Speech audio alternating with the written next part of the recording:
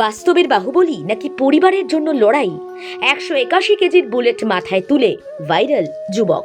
রূপলী পর্দায় বাহুবলী রূপী প্রভাসকে শিবলিঙ্গ কাঁধে তুলে নিতে দেখে দর্শকরা করতালিতে ফেটে পড়েছিলেন। কিন্তু সিনেমা আর বাস্তব তো এক নয়। এবার নেট দুনিয়ায় এমন এক বাস্তব বাহুবলীর দেখা মিলল যা দেখে তাজ্জব নেট পাড়া। সিনেমার কোনো স্পেশাল এফেক্ট বা ভিএফএক্স নয়, সম্পূর্ণ খালি গায়ে, শুধুমাত্র গায়ের জোরে 181 কেজি ওজনের আস্ত রয়্যাল এনফিল্ড হান্টার মোটরসাইকেল মাথায় তুলে বাসের ছাদে পৌঁছে দিলেন এক যুবক।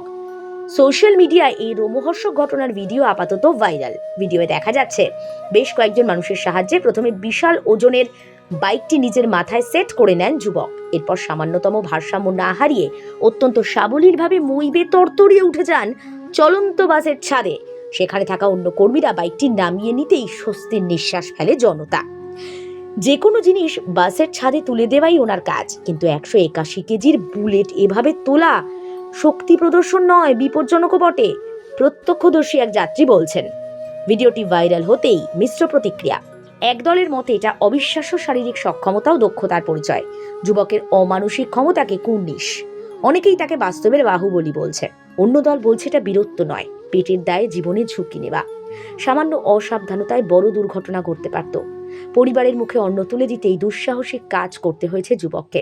বিজ্ঞান ও প্রযুক্তির যুগে যেখানে ক্রেন বা আধুনিক যন্ত্র ব্যবহার করা হয়, সেখানে স্রেফ জীবিকার তাগিদে নিজের মেরুদণ্ড ও জীবনকে এভাবে বাজি রাখা কতটা যুক্তিযুক্ত, উঠছে প্রশ্ন। তবে যুবকের অসামান্য ভারসাম্য, অদম্য সাহসের ভিডিও এই মুহূর্তে নেট পাড়ার হট টপিক।